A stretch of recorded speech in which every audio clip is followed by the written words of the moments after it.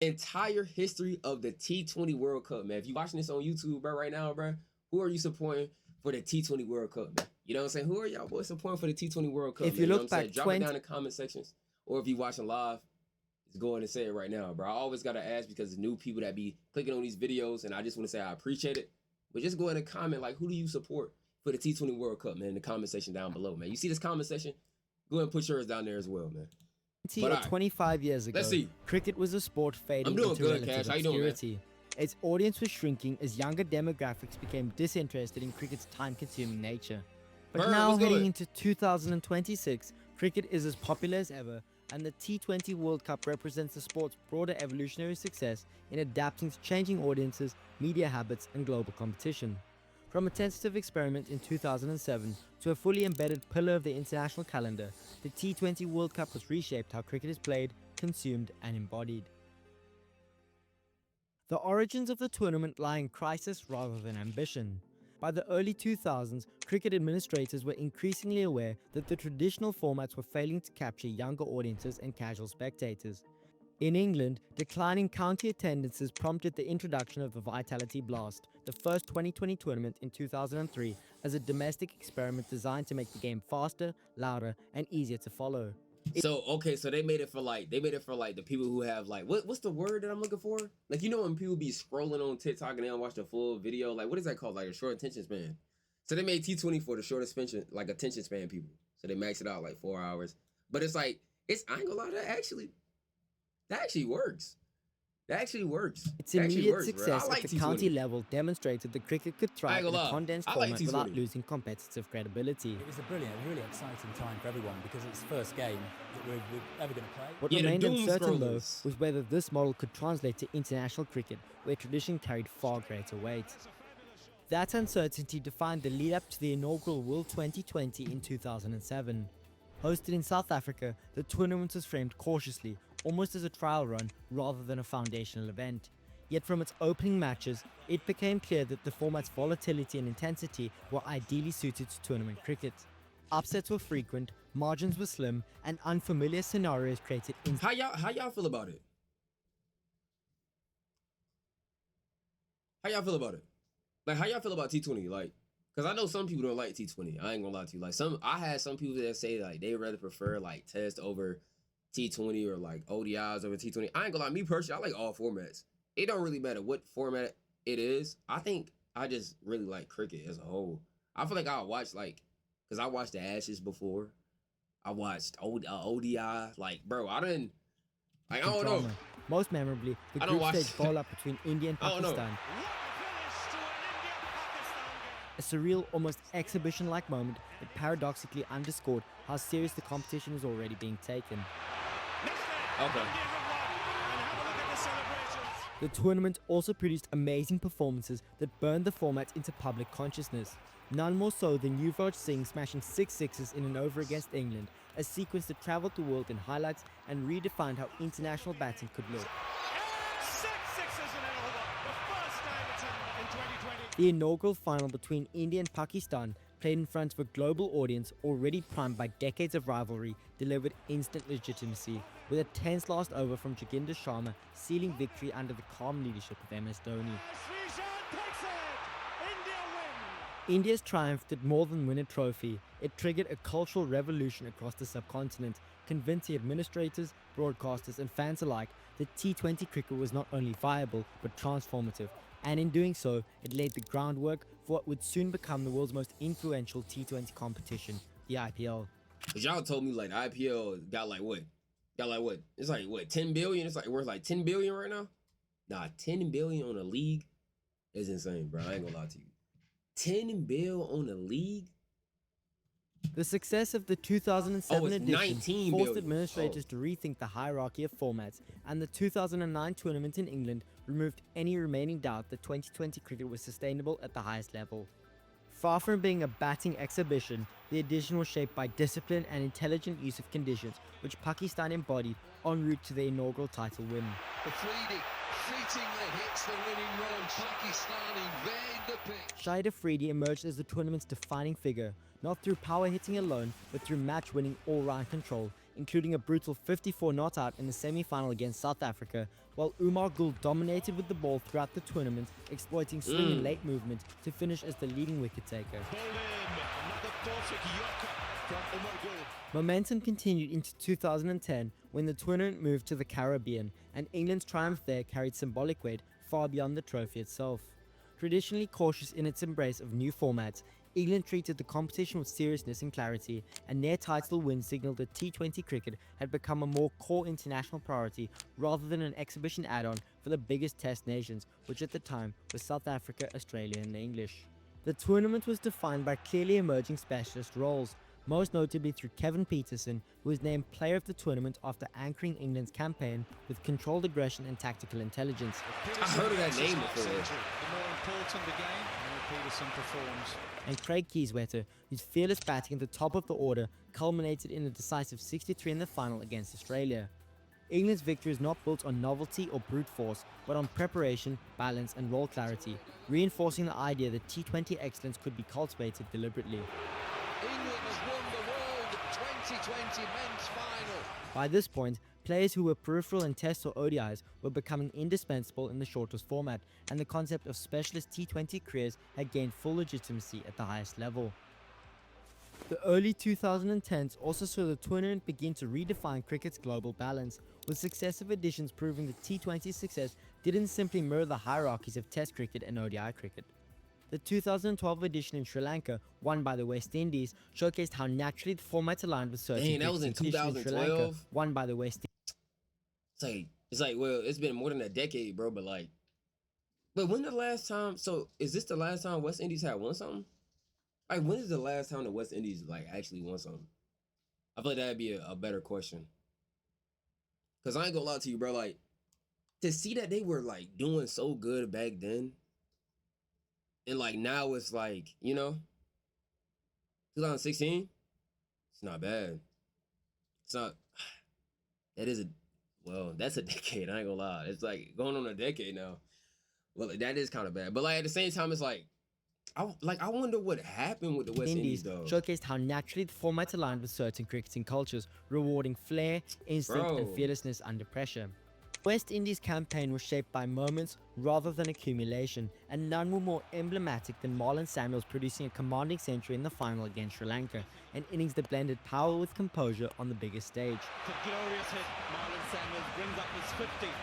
Around him, players such as Sunil Narine dominated with mystery spin, exploiting the format's emphasis on brilliance and uniqueness rather than volume, while the team's athletic fielding and confidence reinforced the idea that T20 was a space where identity and style mattered deeply. The West Indies have won the 2012 World T20. 2 years later, Sri Lanka's victory in Bangladesh in 2014 underlined the same lesson from a different angle. Rather than The main thing is West Indies board is not giving enough money to the players as they choose to play different T20 leagues. So they don't want to pay their players overpowering opponents, Sri Lanka won through structure, experience and tactical discipline. Now you got it. 2014 champion Sri Lanka. With Kumar Sangakkara anchoring the final with a composed and unbeaten 52, and Lasith Malinga marshalling the bowling with precision. Together, the 2012 and 2014 tournaments confirmed that T20 cricket was not a compressed version of existing hierarchies, but a format capable of reshuffling them entirely, where anyone could beat anyone. The 2014 tournament also marked a significant structural evolution. With 16 teams competing, including a larger number of associate nations, the T20 World Cup began to function as cricket's most inclusive global competition. Emerging teams were no longer token participants, they were central to the tournament's identity. For nations like emerging teams were no longer token participants, they were central to the tournament's identity. For nations like Afghanistan, the T20 World Cup offered a realistic pathway to relevance, allowing talent and individual brilliance to compensate for limited infrastructure and resources. In this sense, the tournament quietly became cricket's gateway event, and as we've seen with Afghanistan's rise from the 5th division to a World Cup semi-finalist in 2024, it works. The 2016 edition in India stands as the competition's defining peak, the moment when everything the T20 World Cup promised converged into a single, unforgettable tournament. Stadiums were packed, atmospheres were electric, and the standard of cricket matched the intensity of the occasion, producing a series of matches that felt consequential from start to finish. The tournament was rich in defining performances, from Virat Kohli's extraordinary run of chase-defining innings, including back-to-back masterclasses against Australia and the West Indies. I'm watching the history of the T20 World Cup. Oh, the game going on? Yeah, To it's going to wait. Afghanistan's emotional first World Cup victory, which symbolized the format's expanding reach. Yet everything ultimately bent towards the final in Kolkata, where the West Indies claimed their second title in the most dramatic fashion imaginable. Chasing 155, the match was slipping away before Carlos Brathwaite struck 4 consecutive sixes off Ben Stokes in the final over, a sequence that instantly entered cricketing folklore.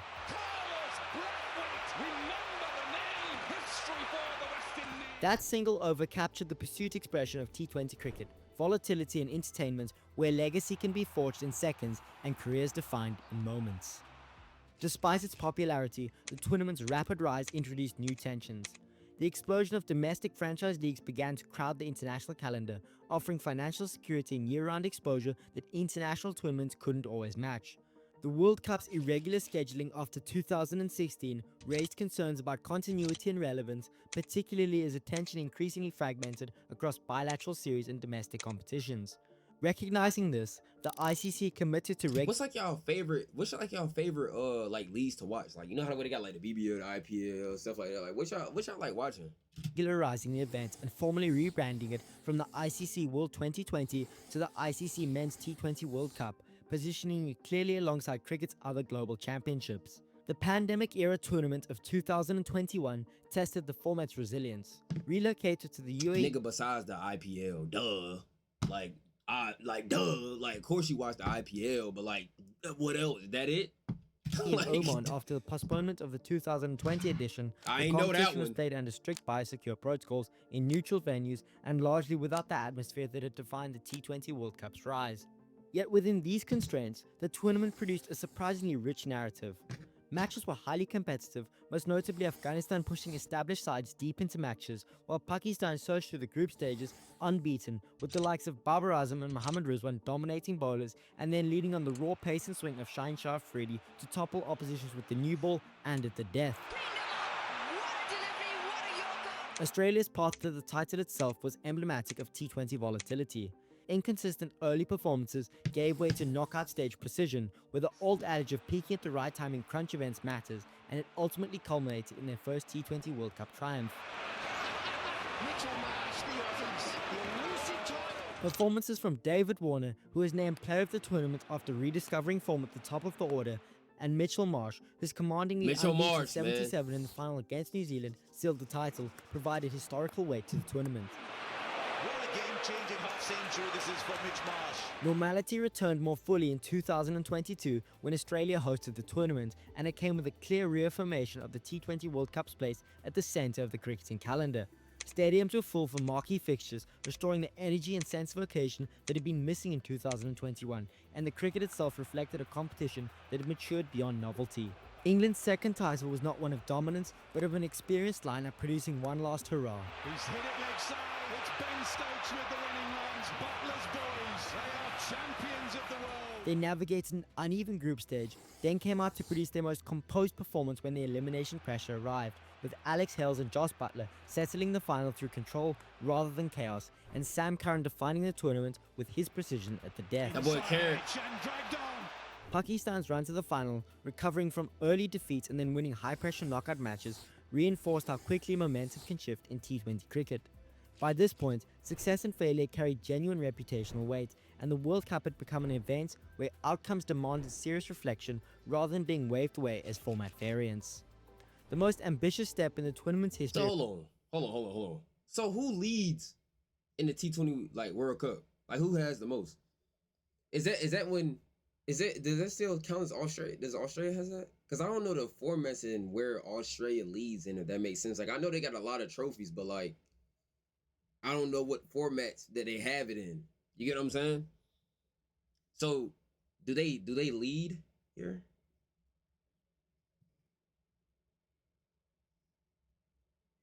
India, England, all three have 2 World Cups, each in T20 World Cups. Australian ODI. Okay, so that's what they. Okay. Australia has only 1 in T20 and 6 in ODI. Okay, cause I ain't like I be hearing about Australia, but I was trying to get an understanding, like, you know, where in like the formats do they win?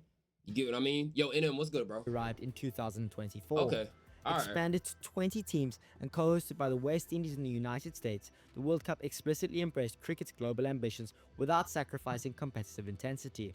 The tournament itself was shaped by sustained excellence rather than surprise, most notably from South Africa, who were arguably the most complete side across the event. Their bowling attack dominated phases of matches, their batting depth absorbed pressure repeatedly, and they arrived at the final looking like favourites, having controlled games rather than scrambling through them. The final, though, became a study in how thin the margins are at this level. A contentious boundary decision our boy involving Sky, ain't it? Surya Kumar Sky. Yadav and a catch near the rope Sky. against David Miller became a defining moment, followed by a chase that slipped slowly away under mounting pressure. For South Africa, the defeat was particularly cruel. A first genuine shot at a men's ICC white ball title lost not through collapse, but through accumulation of small moments that went against them. India's victory delivered scale and closure to a long trophy drive. But the lasting image of the 2024 tournament was the brutality of the format itself, where even the strongest, most consistent side can see history turn on a single decision, a mistimed shot, or one over that cannot be reclaimed. Perhaps more than any other ICC event, the men's T20 World Cup has institutionalized the upset as a defining feature, repeatedly demonstrating the format's volatility and its capacity to flatten hierarchies. Across editions, results once considered unthinkable You know what I hope, though? have become. I really hope that, like, West Indies can come back and win something, bro. I really do, bro. I ain't gonna lie to you, bro. Like I keep seeing West Indies, and like I understand, you know what I'm saying, bro. I don't know, bro. Like I just feel like they gotta get something together, bro. I really hope that they can win something later down the line. Like it ain't gotta be Part this of year, the but tournament's rhythm. I mean, Ireland defeating England in 2014 to trigger an early exit for a major nation. Zimbabwe stunning host nation India in Nagpur in 2016. And Zimbabwe again shocking Pakistan at a packed MCG in 2022. The trend only intensified as the tournament expanded. The Netherlands' victory over South Africa in 2022 underlined how preparation and execution could overpower pedigree, while the United States' extraordinary win over Pakistan in the 2024 edition on home soil USA. under global scrutiny became one of the most symbolic results in the competition's history. USA has overcome 2022 finalists. These matches were not rain-affected anomalies or dead rubbers. They altered qualification paths, eliminated favourites, and reshaped tournaments in real time. Together, they explain why the T20 World Cup sustains global intrigue. In a format defined by narrow margins, compressed pressure, and irreversible moments, reputation offers no immunity, and on any given night, anyone can beat anyone. Cannot believe it. I can't believe it. More than any other single event, the ICC Men's T20 World Cup legitimized T20 cricket at look the how many, highest level. bro. and Wait a minute. Now, the hold on, wait a ICC minute. Men's We're not gonna go T20 World past Cup that. legitimized. Wait a minute now. Wait a minute now. Hold on. What stadium is this? And how many people is out here, bro? Bro, what? T20 cricket at the highest level, and in doing so, paved the way for the that's explosion of MCG? franchise leagues that followed. By proving that the format could sustain global attention, elite pressure, and lasting legacy, the World Cup reassured broadcasters, sponsors, and international boards that T20 was not a novelty, but a viable long-term product, directly clearing the runway for competitions like the IPL, Big Bash, PSL, and others. Just as significantly, it reshaped how cricket was analysed and played. The tournament accelerated the rise of matchup-based thinking, with teams planning overs, bowlers, and even fields around specific batters rather than generic roles, embedding data, analytics, and opposition profiling into decision-making. The art of death bowling also evolved from an afterthought into a specialized craft, with Yorkers, slower balls, wide lines, and pace variation becoming decisive skills rather than supplementary ones. Batting also underwent an even more visible transformation. Power play aggression became a non-negotiable. Middle over strike rates rose sharply, and once unorthodox shots such as reverse sweeps, ram scoops were normalized as high percentage options rather than risks. What the T20 World Cup ultimately did was compress innovation, forcing technical evolution at a pace unseen in cricket's longer formats. In doing so, it didn't just popularize T20 cricket, it permanently altered the sport's tactical language, ensuring that even tests and ODIs would never again be played the same way. I like watching all three of the formats though. I ain't gonna lie. I really do like watching all three of the formats. I really do. But that gave me some history on the T20 though. Like, you know what I'm saying? The T20 World Cup though.